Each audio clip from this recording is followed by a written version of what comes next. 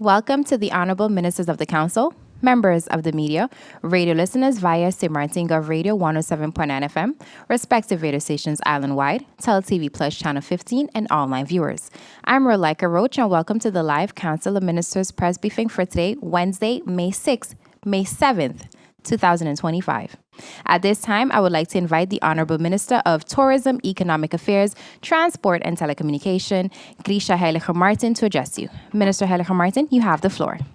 Good morning. Good morning to the members of the press. Good morning to you, Rolika. Good morning to all listening and viewing online. And welcome to this press briefing. As we officially bring the curtains down on another memorable carnival season, I want to take the opportunity to reflect on the vibrant energy and cultural pride and community spirit that made Carnival 2025 a truly unforgettable experience.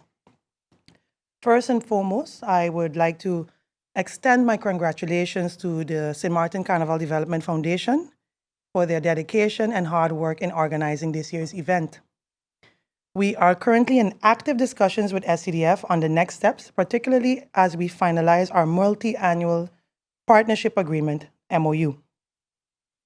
While I won't delve too deeply into the details, the primary aim of this agreement or this partnership is to support SCDF with its major operating costs, offset outstanding payments to help restore financial stability, and reinforce our long-term commitment to ensuring a seamless and elevated carnival experience in the years to come.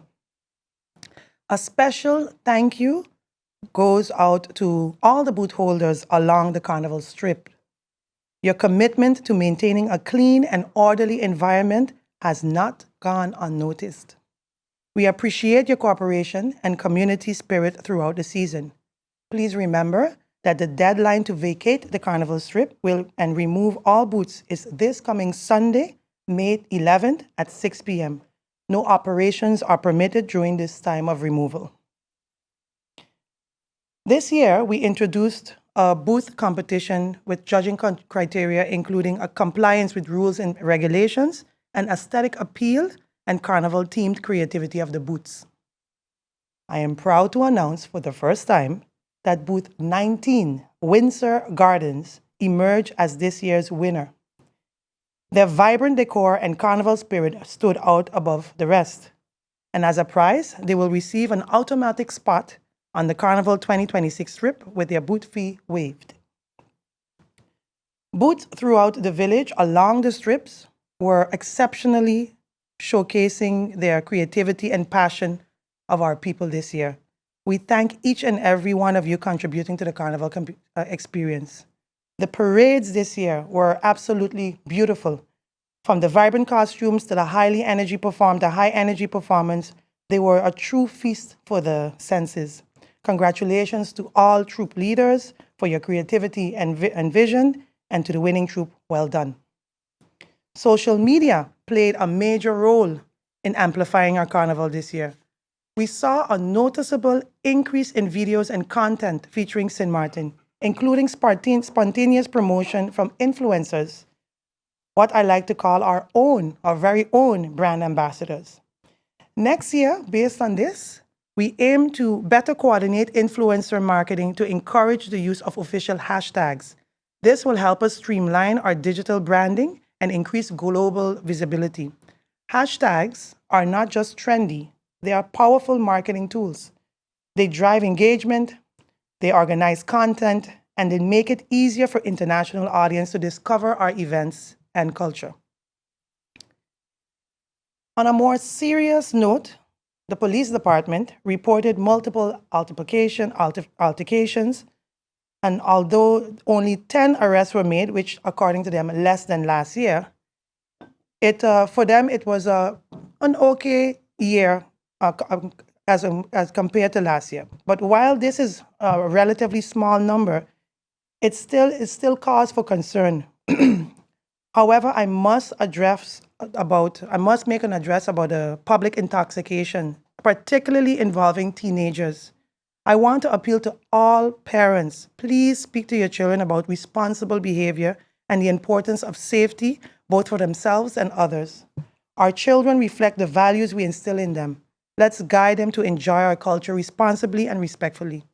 We must work together as a government, parents, schools, and community leaders to protect the next generation and preserve the family-friendly spirit of Carnival. Another area we must improve on is the presence and promotion of new and original music. Yes, coming from me. This year, we saw a noticeable lack of abundance in fresh local tracks. Unfortunately, not enough to support from the local radio stations in pushing the songs that were released. As a result, many of the songs heard during Carnival were not even produced in St. Martin. Even more concerning was the increase in vulgar and obscene language in most of the music played, especially during parades and roads events where children and families were present. Carnival is a national celebration, an official event that welcomes all age groups. We must ensure that music reflects a level of respect, responsibility, and cultural pride. Next year, we will be addressing this issue with clear guidelines and restrictions on lyric content, particularly during family-oriented events. These measures will be included in the upcoming MOU with SCDF. As a government, we are committed to supporting our local artists, songwriters, and producers, and I already have some ideas to jumpstart this initiative, and I'll be sharing more details soon. All in all, Carnival 2025 brought back a wave of nostalgia while also highlighting the strength of the cultural identity. Before I close, I also want to thank CoM also for the support and that beautiful video that they made about the boot holders, the history of the boot holders. They brought history back into what Carnival means for us. And as we look ahead to 2026, I encourage all DJs coming back to the music, bands and artists to prioritize local music, elevate our sound, help keep our heritage alive through music. I may just have the platform to make that happen. And if all goes according to plan, something great is coming next year, so stay tuned. Next, I am pleased to announce that the Ministry of TIAT will lead a strategic trade mission to participate in the Agroalimentaria 2025, taking place from May 28 to the 31st in the Dominican Republic.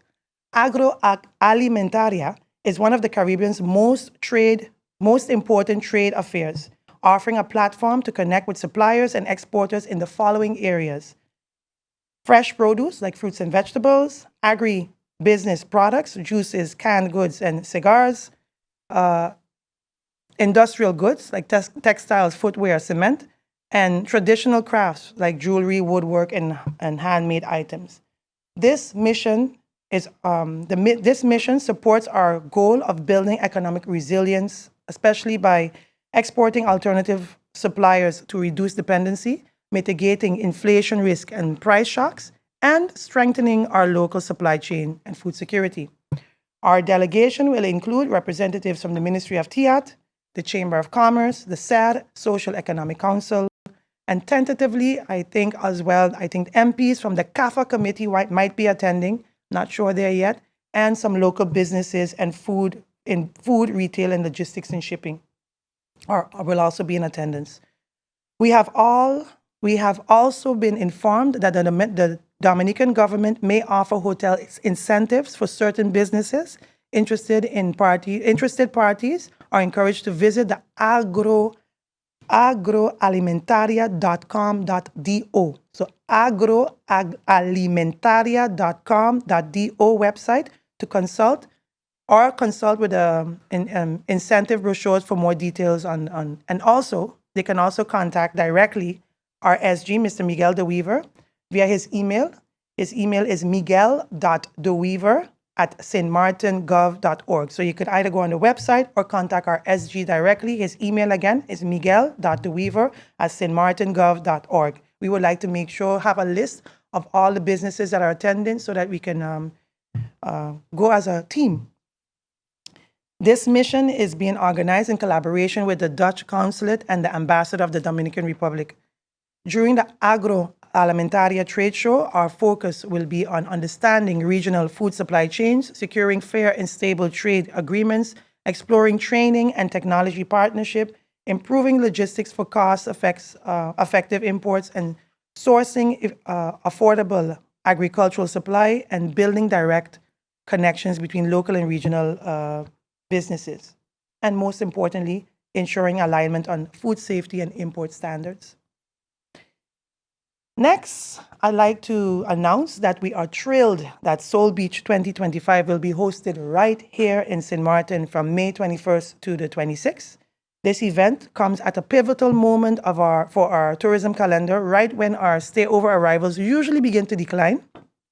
It offers a unique opportunity to extend the high season and stimulate economic activities well into the summer months.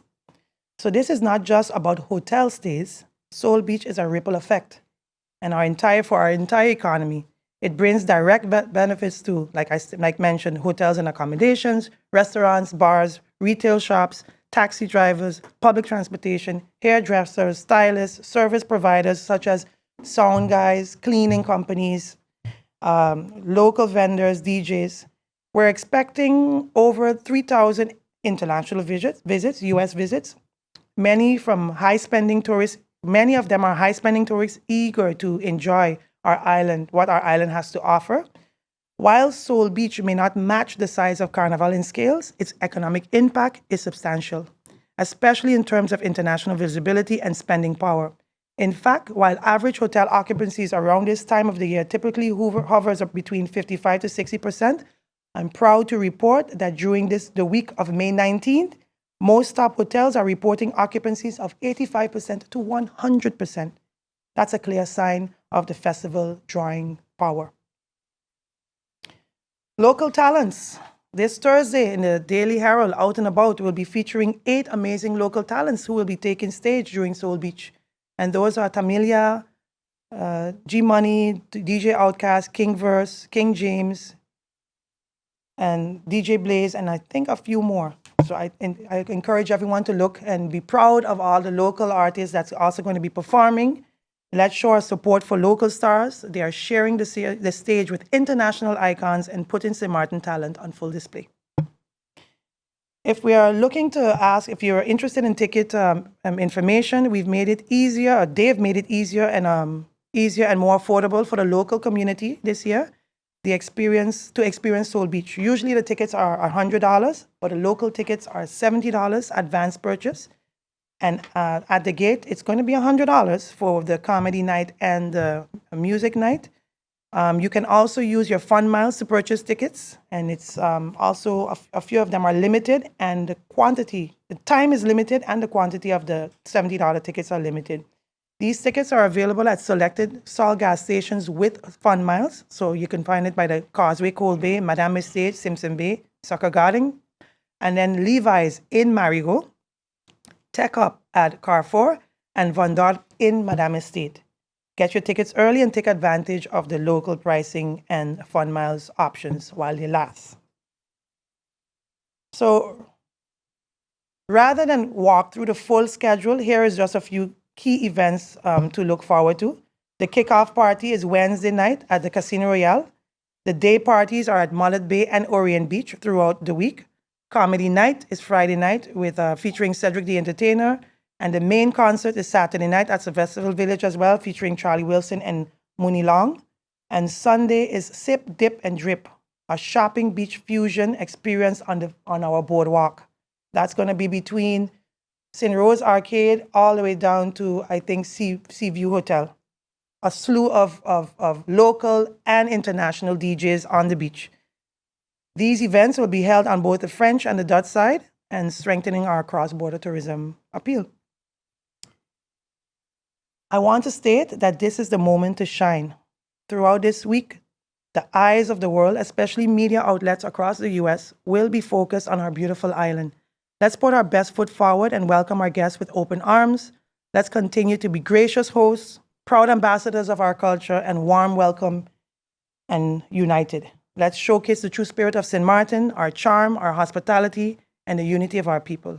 Every dollar government invests in this event will come back many times over in the economic activity, global visibility, and long-term brand value. So let's embrace this opportunity to show the world who we are. And with that, I close and look forward to the questions. Thank you, Minister Heilige Martin, for your opening remarks.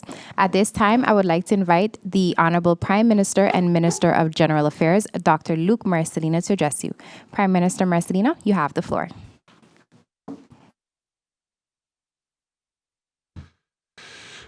Dear people of St. Martin, representatives of the media, members of the CoM, Minister, and of course the people of St. Martin, good morning.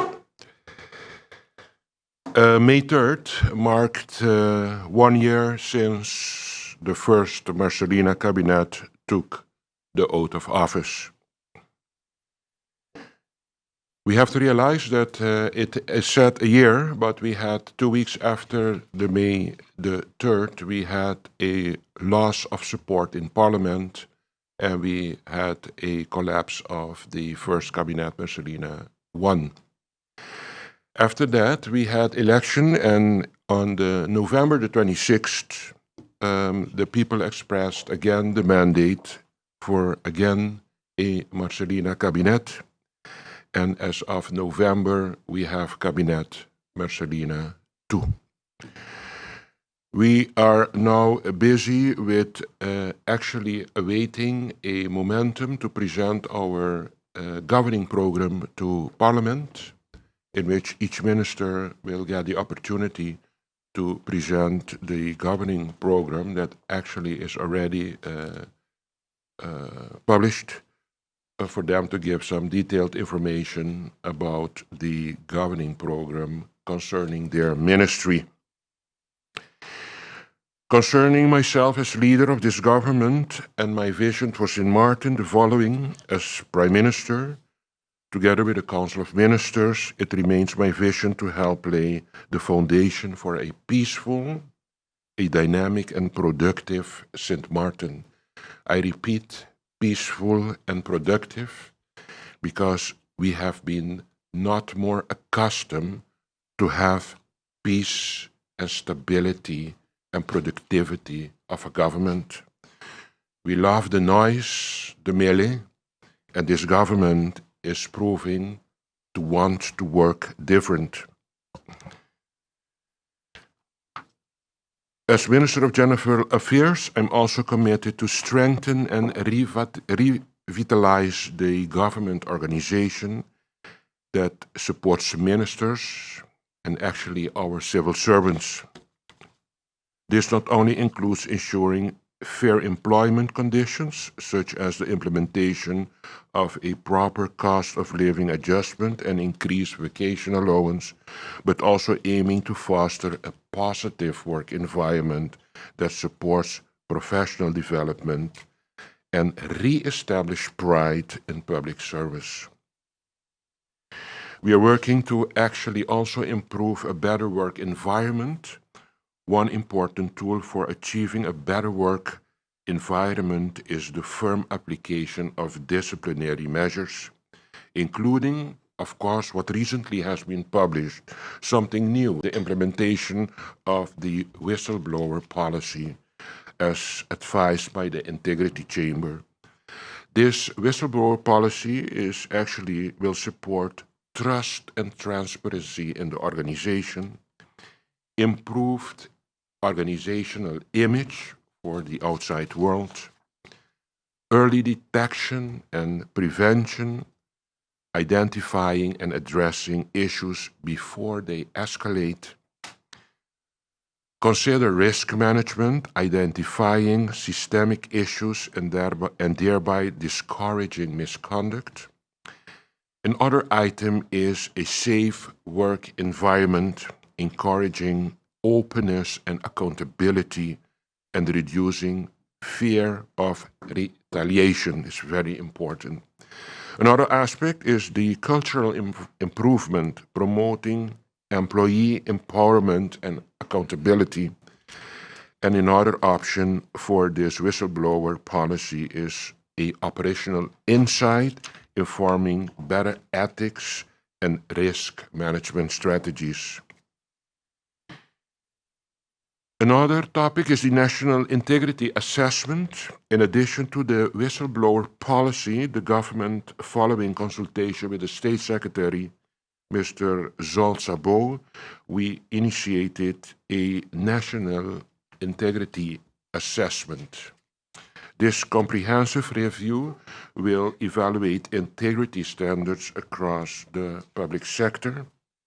Last week, following an initial brainstorming session, the Integrity Chamber submitted a draft plan of action for this assessment. I will provide a detailed explanation of this objective and scope to Parliament in due course. I also requested the ministers of the different ministries an update of what has been accomplished in the last period of our governing. And if you give me permission, I just would like to make some statements from what has actually been achieved in the period that we have the governing of Cabinet Merceline. We can start, for example, with AZ, my own ministry. We spoke in the past already of accomplishment like insurance for the VKS. That has never been the case for a country St. Martin. We were busy and we accomplished a financial assistance for burial expenses of civil servants to assist the families. Concerning the GB energy crisis, it was really a threatening crisis for country St. Martin. We brought the containers in, the 10 megawatts, the 20 megawatts. We got 40 million US dollars as a support loan for us to put back GEBE on the rails. We have again back grid stability. People forget from where we are coming. It was heavily criticized in the beginning when this government was busy to bring back stability in a very neglected company. And now that we have the grid stability, everybody is forgetting from where we are coming and not acknowledging what has been done by this government. We came with the Carnival Village. You can look at it. Our people were happy to have a great establishment again to enjoy this national festivity for country St. Martin. We had emergency cars that we gave to the police department, to the ambulance department, and to the fire department. We came in, I remember, in May. One of my first actions was to run to the airport. And I told them we are going to open this airport in November. We forget, and in November this airport was open. We must not forget my baby, the hospital, where it was when I started governing this country. And everybody now is passing by the hospital and seeing a visual significant progress in the construction of our hospital that we are all in need of for this country. As you see, we are already starting, although the limited financial possibilities that we have. We are all involved in the discussions with Minister Avromi to start with the little funds that we have to start improving our roads in St. Martin. These are small things that the AZ is also very involved in. We are working on the implementation of digitalization for the organization of government. We are now busy seeing the misuse and misconduct of cars of government. We have a draft car policy that we are going to work out in the coming months for us to have a better overview of our cars fleet and especially the expenses related to the having of this car fleet. With education, we did something with the FBA review that launched to assess the state of the foundation-based education.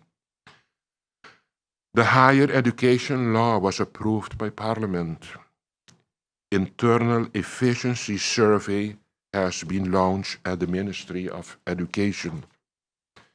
By the Ministry of Finance, we have to recall that we had a few budgets that we approved at the end of 2024.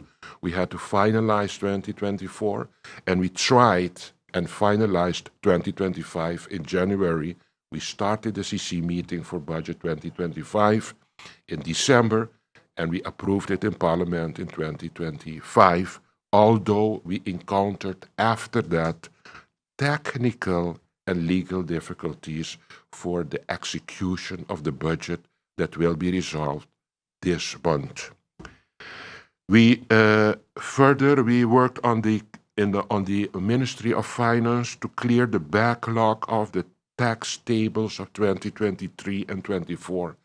Even we are now so far that we are now busy finalizing the ones of 2024 and 2025. We started already. The basic payment account law is brought to Parliament for approval. We tend to forget all that we are doing for the people of St. Martin. Let's take justice. We initiated, of course, recently the gun buyback program that recently has been implemented. Strengthening police force with 7 new recruits. We opened a new substation in Cole Bay. We improved collaboration with authorities on the northern side of the country. With customs, we earmarked the budget for the acquisition of the Asikuda. We initiated the acquisition of new uniforms and equipment for the customs. We streamlined for immigration the permit process, which will now be complemented by the acquisition of new software to improve service and processing times. Over 2,000 permits have been signed in the past 6 months, significantly reducing the backlog. If we go to the Coast Guard, we are formalizing now the new function book for the Coast Guard. We are implementing new salary scales for the Coast Guard. We are now with the HVP. We are busy finalizing the offers for the prison employees. Just to mention a few, we are with the Prime Minister in the Ministry of Justice together working on collaboration with the French side. For example, now to further work out and work on the treaty that is going to be signed soon between the Netherlands and France concerning the hot pursuit in the bay and in the lagoon between the French and the Dutch side. Though recall also, please, that the Minister of Justice, Mrs. Nathalie Tacklin, was also instrumental in developing the Memorandum of Understanding for Victim Support Service. The ministers also were busy with, the Minister of Justice was also busy with the triangle, the driehoek as they call it in Dutch, between herself, the prosecutor, and the chief of police.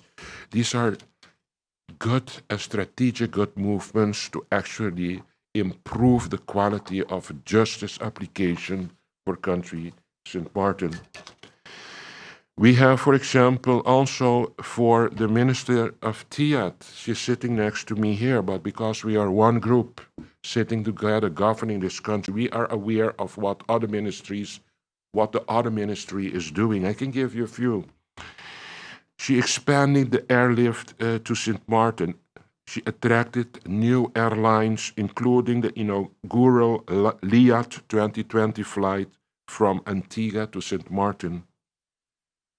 The ministry promoted St. Martin in new source markets, Europe, United Kingdom, Germany, Austria, and Sweden, and state remained focused on South America, US, Canada, and France.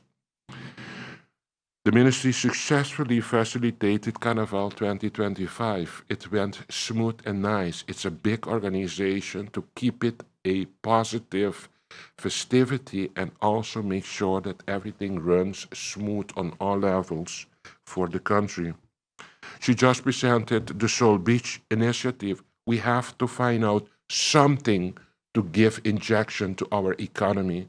By sitting and telling that we have to do something for economy and each initiative being bombarded, is going to make it at a certain moment very difficult to govern this country.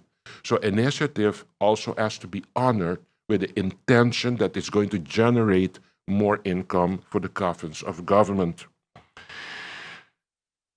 The ministry also supported entrepreneurs and vendors, implemented incentives for booth holders, for example. That is something that small things, but all small things contribute to a better economy for the country.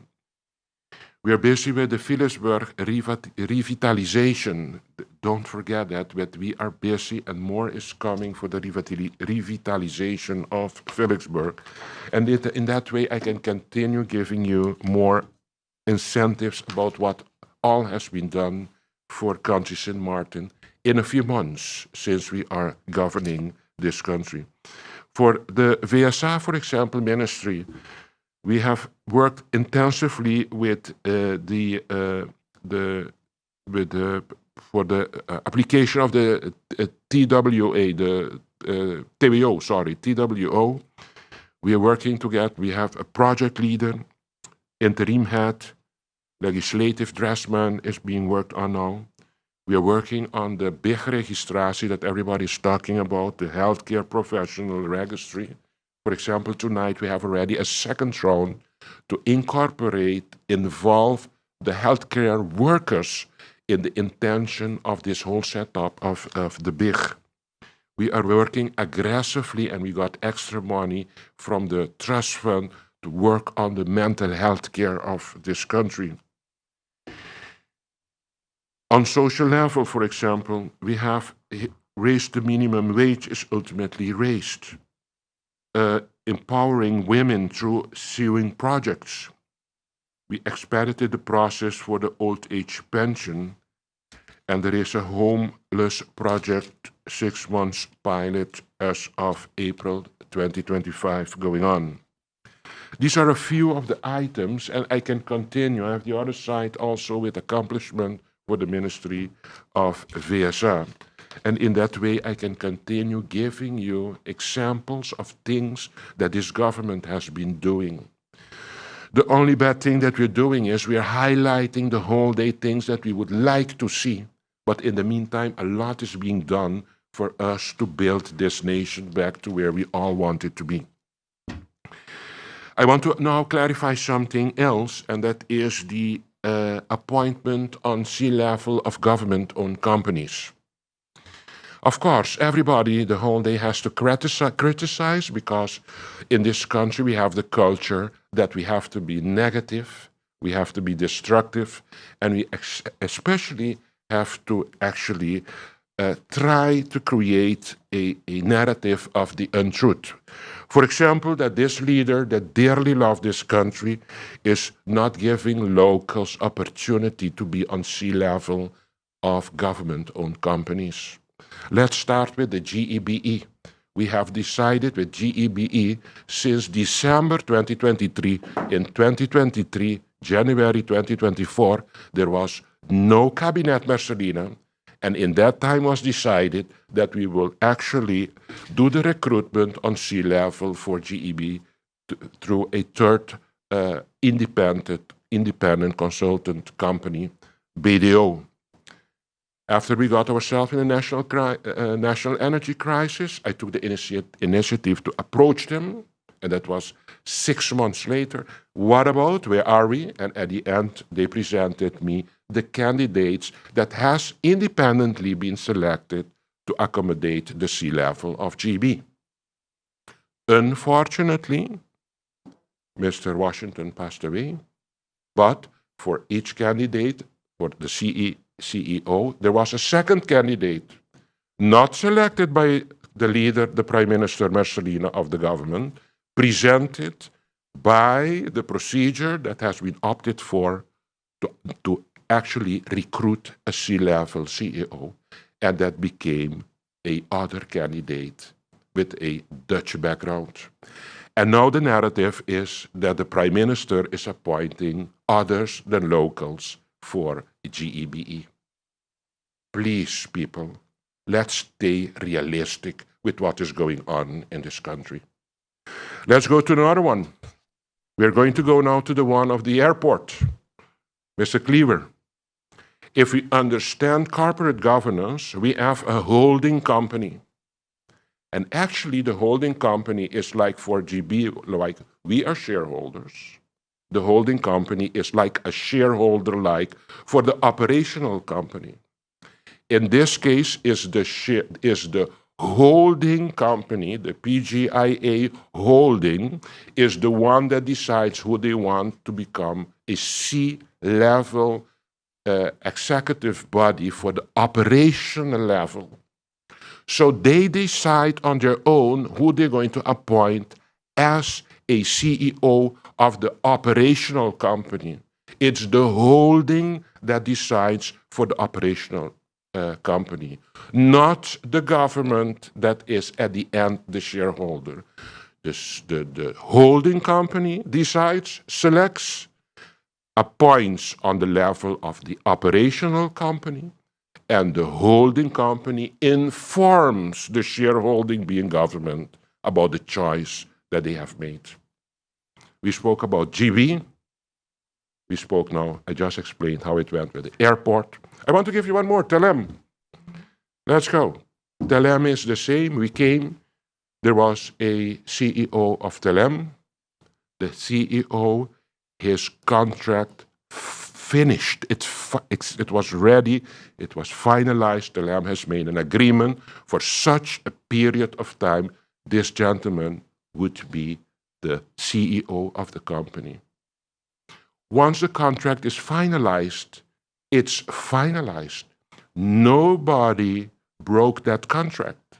We took him in service as the CEO of Telem.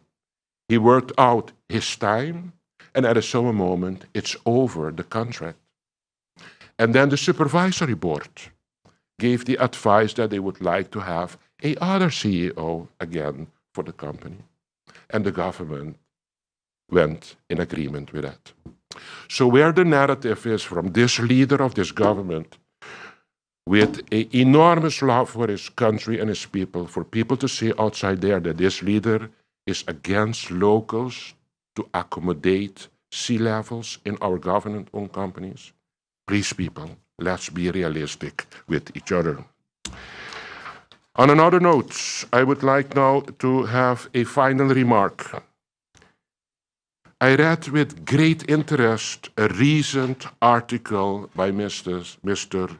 Terence Ray, which reflected on the disappointment, can you imagine, of the government surviving a carnival coup. I have to compliment Mr. Terence Ray for this very good written article, but an article that I think the way he wrote it, I want to thank him because his contribution to awakening the people of St. Martin, how they have to look at politics and government, I think this is starting a new phase for this country. The article's title is Carnival Coup is Cancelled. It states, political peace makes people nervous. Can you imagine? We live now with a Cabinet Mercelina II that is trying to bring peace and rest in this community, and the article states that political peace makes people nervous. I'm impressed with that statement, but it's the truth. Further, it states, no carnival this year, just ministers minding their business. That is exactly what we need in this country now. Not a carnival with restlessness, no, ministers that are just minding their business with their ministry. The article continues, this brings us to a tragedy because there is peace and stability now, and people are not hearing much from government because everybody is just focusing to improve this country. Without a coup, what will historians remember? So they want the action, they want the coup, they want the fighting, otherwise we are not going to be remembered as those that are governing the country.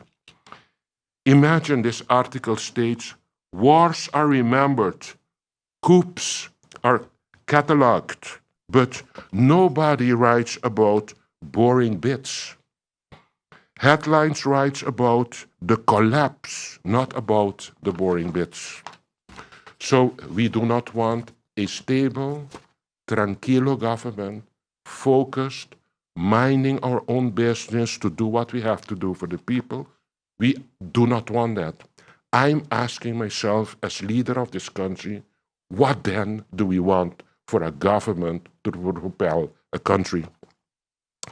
Look at the world history. We remember wars. World War I, World War II. We remember the Gulf War, the Iraq War, the Ukraine War.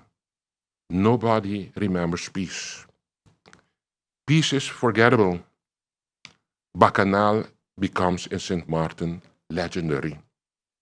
Carnaval makes sense. Why? It is dramatic. I use the word bacchanal, and it's politically a poet.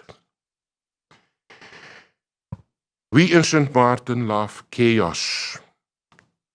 We love politics, the article states, soaked in rum. That is what we like in this country. And it has to be with a twist of betrayal. And then we feel ourselves okay when we look into the significance of politics in this country. The article states, though, but this year we got, instead of bacchanal, is the article, we got competence and we got caution. A very un-St. Martin development. So the conclusion is, so let it be a warning if the current government dares to survive another carnival. That is the conclusion of that article, imagine. So let it be a warning if the current government dares to survive another carnival. We may make history in a wrong way. Imagine, we are so far that now the media outlets are telling us, imagine if this government survives. In that way, we will make wrong history by not being remembered at all. This article suggested that political crises are necessary for governments to be remembered. Can you imagine? That is what we want in this country.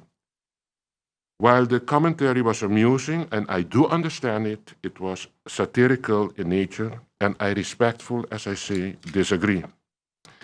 This administration is determined to change that narrative that we are in now.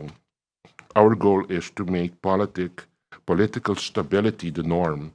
We want political stability. That is what we want now in this country, St. Martin. And the people express themselves that they want that too with the last elections. Ensuring continuity in governance for successful administration and focusing on sustainable development and opportunities for our people. Political crisis should be a thing of the past for Kabinet Marcelina too. If and when they do occur, voters must hold those responsible, accountable for those developments. Let this be a new era for St. Martin, in which we will be constructive with each other and working towards propelling prosperity for our people. Thank you very, very much. Thank you, Prime Minister Marcelina, for your opening remarks. If you've just joined us, you are watching the live Council of Ministers press briefing for today, Wednesday, May 7, 2025. We now move over to the question and answer session, and Bibi Hot Shah of SMN News, you have the floor. Thank you, Relaika. Good morning, colleagues. Good morning, ministers. My first question to the Minister of Tiet, Grisha Heilig Martin. Minister, as the Prime Minister rightly said, 1 year in office, even though there was some hiccups with the fall of government. This government for some month was demissionary and then continued after the election. So there were no actual disruption. What I'd like to ask you is about the marketplace. Vendors of the marketplace have up to today been struggling. The project was supposed to be kicked off from the time you took office. There are constant delays while the vendors continues to struggle. besides the vendors and what is going on in the marketplace, can you tell us how do you intend to fix this? When is the project going to kick off? When will the vendors be able to take up their spots there? At the same time, Minister, we are going through a sluggish economy. You know what's going on with the economy. You know what's going on with the food cost, the price of food nowadays. How do you intend to tackle some of these issues? Thank you, Bibi, for your questions. And yes, first and foremost, I want to state to the vendors, my heart truly goes out to them. I'm waiting so long to have this building finalized. A lot of the setbacks were unforeseen. Some are beyond my control, my ministry's control. And recently, we have come to finding a solution for that. As soon this week, I'm about to come to a aha moment to finalize that, and I think I will be making that announcement on a press briefing directly in collaboration with the Minister of Vromi, because that's the ministry that I'm working with to get this realized. I don't want to say much. I just want to wait until this key element is final, and then hopefully before this month is over, we have a positive breakthrough. And I just want to apologize from the bottom of my heart for what they've been enduring for the last couple of months. It's hard. It's very hard to see what they've been going through. I tried my best. To bring the bus over to them too. That too, I had to depend on another ministry to realize that. And yeah, sometimes you have a vision and sometimes things just don't go the way you want it to go, unfortunately. But I will be very open and transparent with the entire situation, what has set us back and everything at a later time. We are also being called to Parliament to address this. So they will have a complete and transparent overview of what took place. So I don't want to divulge much on that. But truly, Bibi, I must say it's breaking my heart that it took so long, because I was there with them for the last 4 years. So I know exactly what they're going through. Regarding your question about the sluggish economy, yeah, we did not foresee this tariff war. But prior to that, we have been working on food security, and that's something that's important across the board. Important to have food security, important to get gardeners into becoming farmers. That's one of the key thing that we've been working on already. In addition to that, the Ministry of General Affairs, TIAT, and Finance has come with a strategic team, task force, that's the name, a strategic task force to combat or to preempt these type of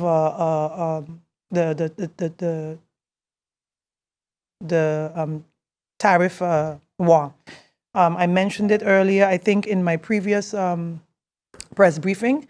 It's mainly that we have these three ministries together working on combating it and safeguarding the country. So the people in general. So you will hear more about the task force in a later time as well. But those are the two main elements. And of course, trade, which is one of the traveling to Barbados, traveling to St. Kitts, now close to soon Dominican Republic, establishing the ALF agency, which is the Animal, Livestock and Fishery Agency. That agency will be the one to make these MOUs with these countries. So these are all the different type of avenues that we're looking to combat this tariff war. Thank you, Minister. At this time, I would like to invite Emma Lee of Island Nature Radio. You have the floor. Good morning. My question is related to some complaints that I've been hearing. People have contacted our news establishment about noise coming from businesses that are operating in the night. The understanding is that they have a certain sound level that they're supposed to adhere to, and they feel that that sound level is not being adhered to. So what exactly is the responsibility of the Ministry of TIAT, and what can citizens do to actually make a formal complaint, and what will the ministry do in reaction to those complaints? So can you be specific? Like exactly which company? please. It's 721 Thank you. in Simpson Bay. Yes. Thank you for that. No, I wanted to, because that's the only company we've been receiving complaints from. So we have compiled a report. I'm going to be very open and transparent. We allow them to operate at a specific decibel. Are they maintaining that decibel? Based on some of the reports, no. So we have already compiled a report, and we will be addressing them with one first and final warning. Because I addressed this in writing to them that you will be receiving your business license, but you must adhere to this, giving all the complaints we received. And now to go back and start a business and do the same, then it's a problem. It's their first and final warning they'll be receiving from the Ministry of an Inspectorate Ministry, a letter from them. So they'll be receiving that very soon.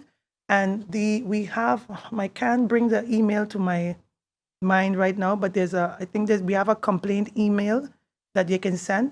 They can send it to me directly. I've been receiving emails directly from everyone. So it's grisha.heiliger-martin@stmartin.gov.org. You can email me directly, but I think it's also a TIAT at St. Martin. I might be wrong, but a TIAT complaint at I'm gonna have to. I don't have remembered by the off the top of my head, but there's a complaint email as well. But you can also call CAPSM because they are also diligently giving us reports on all these complaints. So yes, it has our attention. We gave them a fair warning, and a first and final warning letter is coming to them shortly from the ministry to address it. Thank you, Minister. Thank you, Emil. I would now like to invite Stephen Cyrilin of PJD2 Radio. You have the floor. Prime Minister, good morning. Deputy Prime Minister, good morning to you as well. Ms. Roach, good morning. How many questions we have? One question. I haven't seen you in a Stephen. while, so time. But yes, let's see. The SCA for St. Martin has Yes. been a point of discussion for many, many years. Minister, previous governments worked on that. We know the fact that it was said the will is no need to be reinvented, but rather based on the situation in Aruba, follow that same model. Where are you at with the establishing of the STA for St. Martin now? So in order for us to establish the SCA, we must first establish a foundation, and CoM has recently, about a month ago, approved the establishment of the foundation, and that foundation will now hire someone. I don't want to mention the name yet because once that person is there, we'll do a whole press briefing on it, but he will be the one that will work on realizing the agency. So the authority.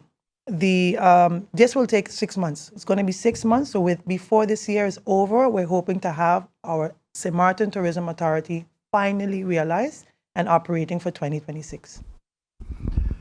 And when such is established, what becomes of the St. Martin Tourist Association? The idea is to have the St. Martin, the SCB, act as a regulatory body, training facility, and customer service, and then pull the marketing over to SCA. But that is just the high-level idea, but we will leave it up to the professional to make a decision because we will leave it up to him to I set up new criteria for how SCB operates and the SCA. But high-level, that's actually the approach for now.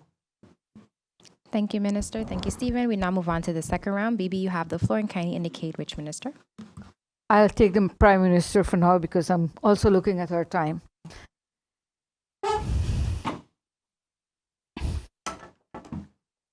Prime Minister Marcelina, I have a lot of questions, but I'll stick to one at this moment. What safeguards do you have are going to be putting in place for the library and the Charles Leopold Bell School to ensure that there is local participation? The reason I'm asking you this, Prime Minister, I noticed the NRPB, these advertisements were done under the Ministry of General Affairs. And I'd like to know if the rebuilding of these facilities and schools will also be done under General Affairs. Because I'm looking based on their website advertisement, And as you know, most recently, we've had a backlash from local contractors who were claiming that based on the criteria, they could not participate or even been selected. So since now it's directly on the general affairs, I'd like to know, what are you going to do to ensure that locals can participate in these activities? I'm doing a lot for that, Mrs. Sean. The first thing is a misunderstanding that General Affairs has the responsibility for the choice of contractors. To be sure and understand what is going on, we got a loan from the Netherlands, and the Netherlands chose to incorporate a third-party body to supervise and do the administration of that loan. And that amount of loan, that grant, that was the one of 550 million. To execute now the plans, we implemented the NRPB. The NRPB is not the one that comes with the procurement to select contractors. That is done by the World Bank. The World Bank comes with the procurement rules, and with that procurement rule, you have the possibility that the level of the requirements are so high that local construction company cannot adhere to. It is still in hands from the World Bank. It's not our procurement rules. It's from the World Bank. The only thing the World Bank does is say, these are your procurement rules. Go and see who you can get to come do these projects. On the selection on the base of the procurement of the World Bank, these construction companies that applied got the opportunity, and of course the pricing was a choice I understood. The fact that there is a possibility that a Chinese company initially was selected to do it has nothing to do with general affairs and nothing to do with NRPB. People misunderstand it. Now we are going to realize, while we had our question marks of this was the way to do it, but it was a choice of the Netherlands with their donation that had to be supervised by the World Bank. And now we have the consequences of the formula that they have introduced to manage the trust fund grant.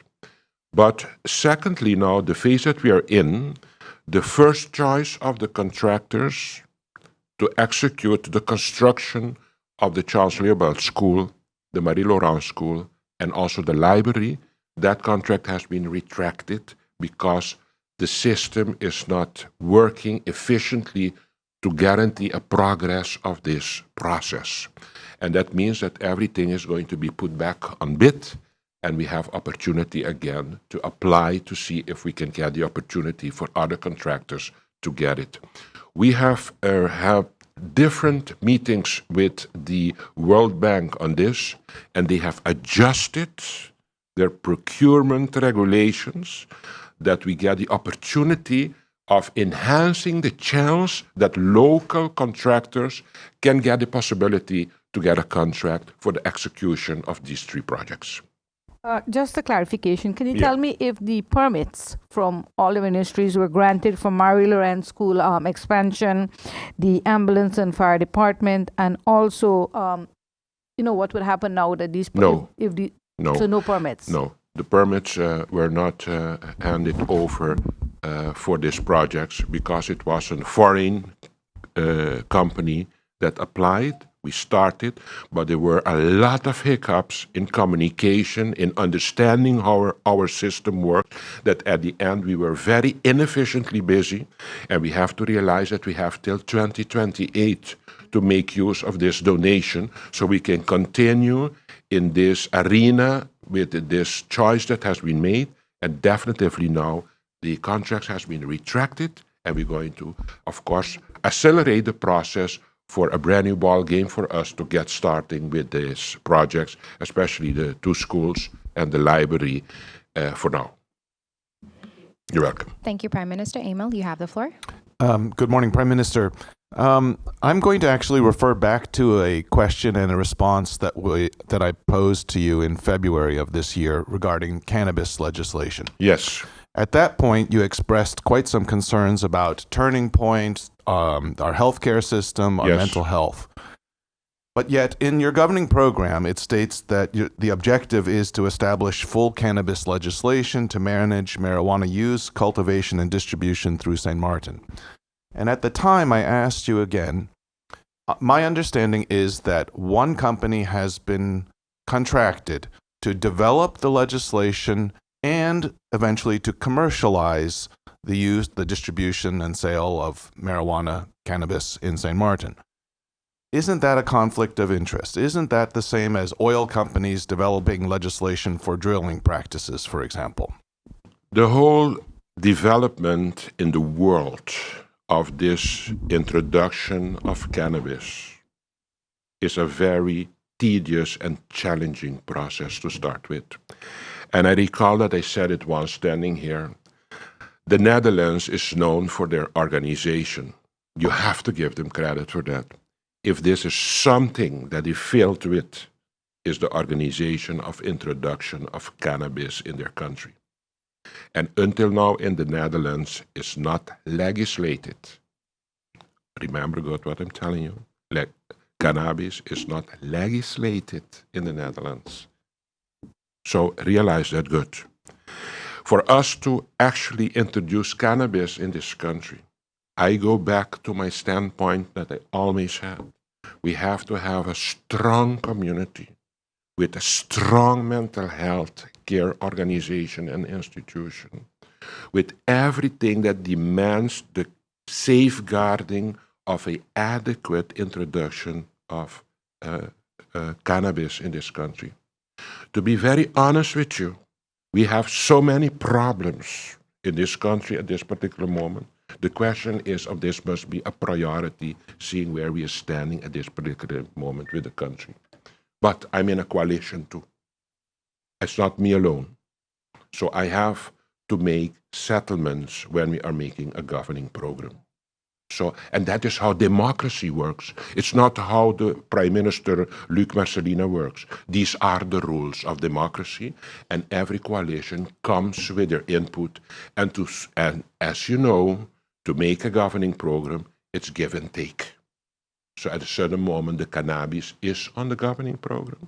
But my responsibility, once being on that program, is if once I have to accept that there is an item of cannabis, I'm going to make sure that this is going to happen in a responsible way. We should not be hypnotized by the money deals of this cannabis introduction. That is where everybody's focusing on. There is a bigger challenge. And I said it in Parliament, amor is verde. Cannabis is verde too, don't forget. And verde is green for those that don't understand Spanish. So I'm very honest in it, and I'm very, very worried with the consequences of introduction of cannabis in a country that is not ready for it. All those guys walking outside there, it's a big influence of cannabis.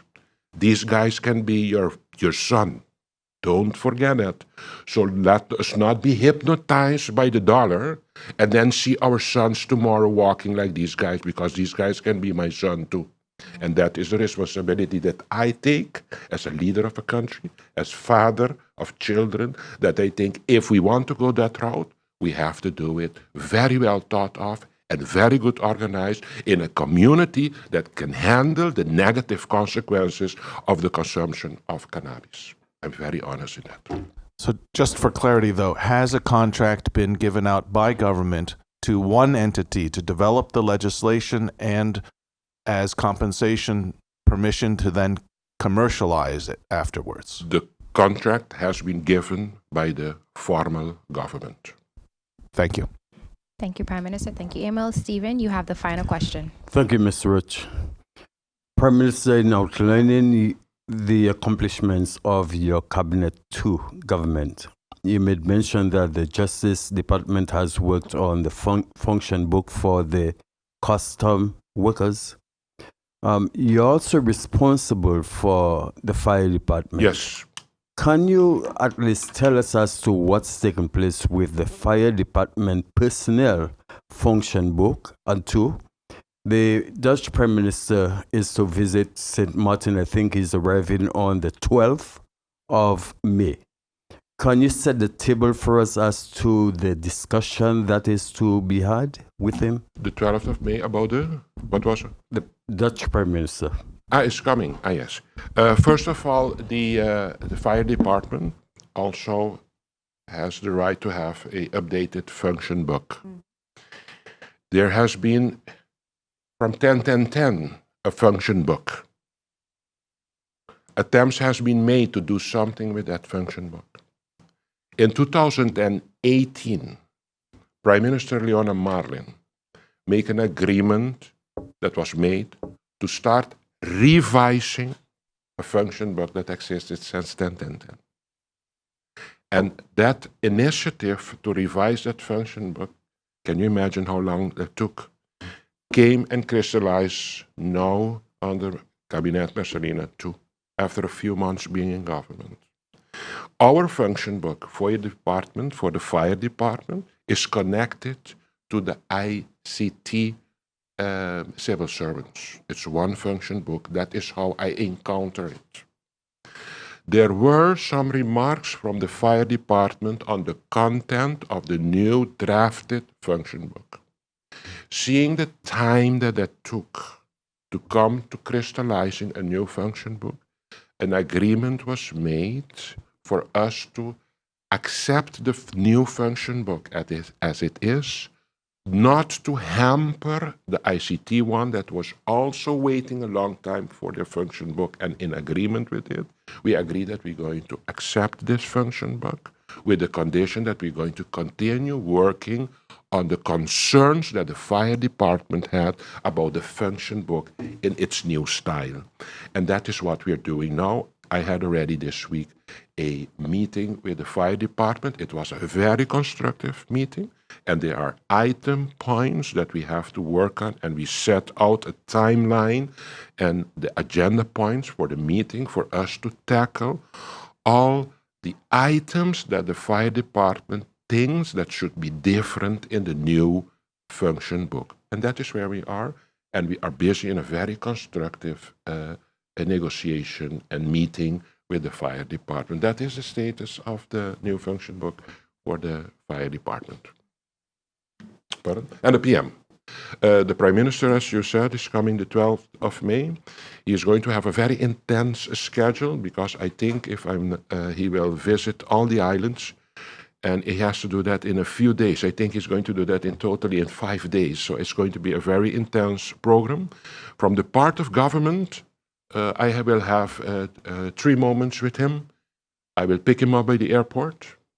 He will come and visit me one-on-one in my office as Prime Minister to Prime Minister. And then there will be a meeting between the Prime Minister of the Netherlands with the Council of Ministers of Sint Maarten. These are the 3 official moments of the organization government with the Prime Minister of the Netherlands. And of course, there is an extensive protocol that will be followed about visiting different areas in a rapid time span because of the limited time that he will be in Sint Maarten. Thank you, Prime Minister Marcelina. Thank you, members of the media. This does bring us to the end of the question and answer session. Any further questions can be sent to the Minister's Cabinet in writing.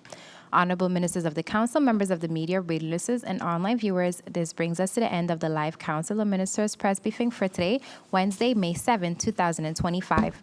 For rebroadcast, tune into stmartingov.org, St. Martin Gov Radio 107.9 FM, Tel TV Plus Channel 15, the official Facebook page of the Government of St. Martin, and YouTube channel Government of St. Martin.